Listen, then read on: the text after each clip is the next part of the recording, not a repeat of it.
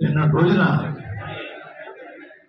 జగన్మోహన్ రెడ్డి గారు నన్ను వాడుకుని వదిలేస్తారు, నేను పవన్ గారి పార్టీ జనసేన పార్టీ అని చెప్పేసి నా కూతురు చేత చిన్న వీడియో రిలీజ్ చేశాను. అయ్యా నా కూతురు నా ప్రాపర్టీ కాదండి, పెళ్లి అవనంత వరకు నా ప్రాపర్టీ, పెళ్లి అయిన తర్వాత అంతవరకు ప్రాపర్టీ. కొడుకైతే సొంత పార్టీ, తండ్రి ఆధ్వర్యంలో కొడుకు తప్పు చేస్తే తండ్రికి చెత్త, కానీ నా కూతురు చేత పెళ్లి అయిన అమ్మాయి వాళ్ళ ప్రాపర్టీ చేత నా మీద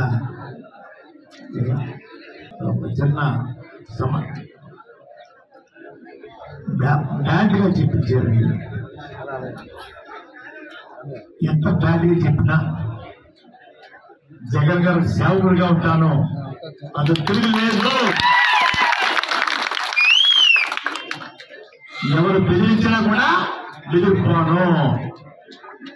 పార్టీలో చేరాను, పట్ట చూపు చూడడం నాకు చేత కాదు.